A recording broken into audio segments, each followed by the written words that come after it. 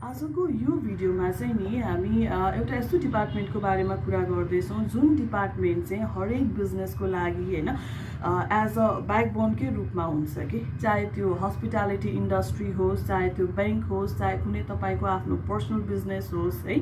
Yes, I am talking about sales and marketing department हैन। Sales and मार्केटिङको कुरा चाहिँ आज हामी गर्दैछौँ, तर एउटै भिडियोमा म यो सबै कुराहरूलाई चाहिँ राख्न सक्दिनँ। जेनरल कुराहरू म बताउँदैछु। म आफू पर्सनली हस्पिटालिटी इन्डस्ट्रीसँग बिलोङ गर्ने भएको भएर म दुई चारवटा कुराहरू चाहिँ यही इन्डस्ट्रीमा बेस्ड भएर म तपाईँलाई सेल्स एन्ड मार्केटिङको केही कुराहरू भन्दैछु है। तर यो कुराहरू अरू बिजनेसमा पनि काम लाग्न सक्छ, अरू बिजनेसमा पनि लगभग यस्तै हुन्छ कि जस्तै सेल्स र मार्केटिङ। अब सेल्सलाई तपाईँले कसरी बुझिरहनु भएको छ भन्दा सेल्स भनेको चाहिँ पैसा इन्कम हुने हैन। यस अफ कोर्स। मार्केटिङ भनेको के हो त? तपाईँले आफ्नो प्रडक्टलाई, आफ्नो चिजलाई चाहिँ आफ्नो पोसिबल क्लाइन्टसम्म पुर्याउने एउटा चाहिँ माध्यम, यसरी बुझिन्छ नि त हैन। सो अब सेल्सलाई तपाईँले कसरी बुझ्नुहोस् भन्दाखेरि सेल्स भनेको चाहिँ तपाईँको क्विक एन्ड फास्ट पनि हुनसक्छ, तर मार्केटिङ तपाईँको के हुन्छ भन्दाखेरि जहिले पनि लङ रनमा जान्छ। यसले चाहिँ तपाईँलाई लङ रन बिजनेसमा चाहिँ यसले फोकस्ड गरिरहेको हुन्छ। अब क्विक सेल्स कसरी त भनेर भन्दाखेरि जस्तै कोही क्लाइन्ट तपाईँको चाहिँ फ्रन्टमा आउनुभयो, उहाँलाई रुम चित्त बुझ्यो, कुरा बुझ्यो, उहाँले पे गर्नुभयो, बस्नुभयो, रेस्टुरेन्टमा आउनुभयो, मेनु पल्टाउनु भयो, अर्डर गर्नुभयो, खानुभयो, पे गर्नुभयो, जानुभयो। इट्स अ क्विक सेल्स है। तर मार्केटिङले चाहिँ जहिले पनि लङ रन बिजनेसमा चाहिँ फोकस्ड गरेर काम गरिरहेको हुन्छ। आज गरेको मार्केटिङले तपाईँलाई चाहिँ भोलि रिजल्ट नदिन सक्छ।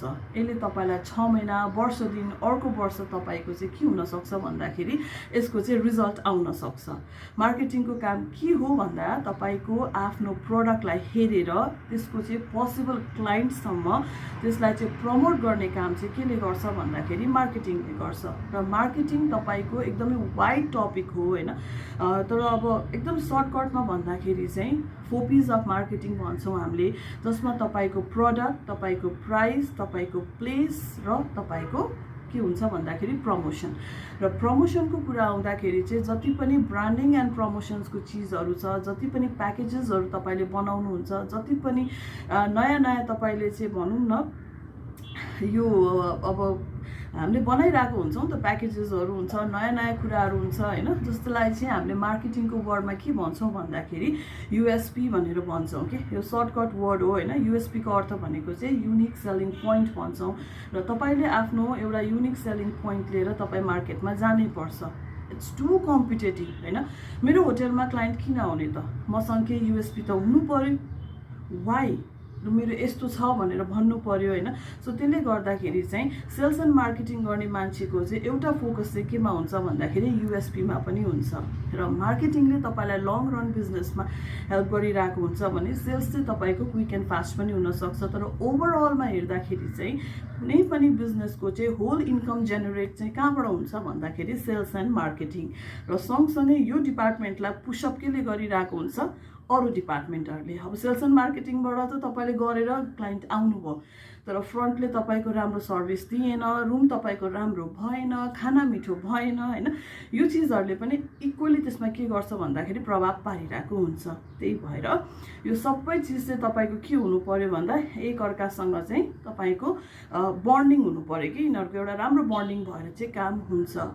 सेल्स एन्ड मार्केटिङ गर्ने मान्छेहरूले एउटा कुरा चाहिँ के बुझ्नु पर्यो भन्दाखेरि आज गरेको कुराले भोलि नै रिजल्ट चाहिँ हुँदैन। तर हामीले कहिले पनि मार्केटिङ गर्न चाहिँ छोड्नु भएन। मार्केटिङ भनेको फेरि तपाईँ एकदमै ठाउँ ठाउँमा गएर गरिरहने पनि एउटा मार्केटिङ हो हैन।